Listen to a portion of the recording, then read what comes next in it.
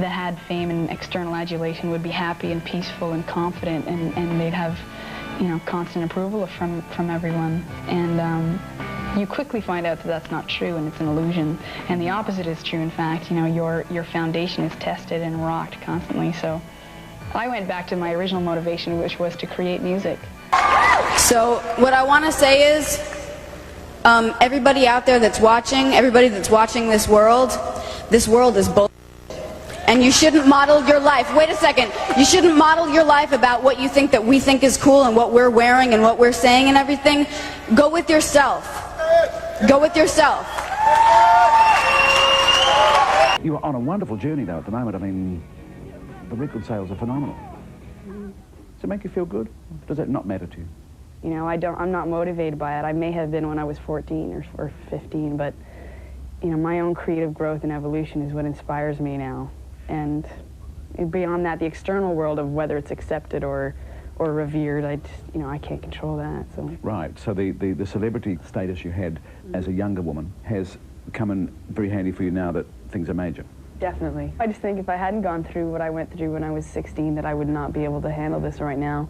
And I was motivated by what I felt was going to raise my self-esteem when I was 16. I felt that, you know, the celebrity status and you know, adulation and thumbs up would make me feel good about myself. I quickly learned that it doesn't. The opposite, in fact, is true. I was so miserable back then that I pretty much blocked out everything that happened back then. I know that I was real pouty, and I know that I was... and I know that I was also being yanked around everywhere, and that I had good reason to be pouty, but I just know that I was so miserable. The whole reason why I wanted to make an album in the first place was because I was so tired of trying to explain my personality to people. I was so uncomfortable with the social situations that I really, really thought that if I had a CD of songs, that I could just have that, put that out in the world, and then everyone would understand me, and then I would have all the friends in the world. And of course, what happened to me in my particular situation, I think most people find out that what they thought, you know, they thought if they got rich or if they got famous that everything was going to be solved, and it wasn't. But in my case, not only did I not get what I wanted, I got exactly the opposite of what I wanted to have happen. Instead of having everybody be my friend and understand me, everybody thought I was awful. Traumatized because on some level, I think becoming famous and wanting fame, there's some trauma. Did you want it? Yeah, of course. Yeah. I don't think it happens by mistake for anybody, frankly.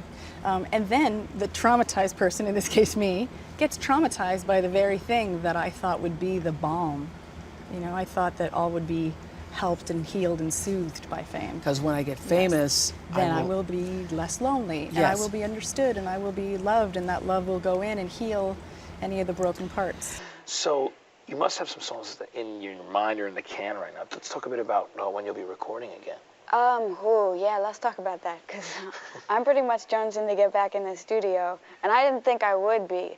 Like, I told people for a while that I wasn't sure I was even going to have a second album, because I was real afraid that I wasn't going to be able to write, like, on the road, because I have weird rituals and everything, and I get all, you know, oh, I can't write if I'm, you know, if anyone else is within, you know, an 80-mile surrounding. But I've been writing a lot, and it's all in my head, though, because I can't play piano on the road, so I'm really frustrated because I just want to be able to, like, make it actually, like, a tangible thing, be able to, like, hear it and play it and stuff, and it's all here now, and so it's kind of driving me crazy, so I kind of really want to get back in the studio, but we'll see. Now I want to ask you, of course, about your new album after the gargantuan success of your last one. Is it really true that you were thinking of giving up making another record entirely?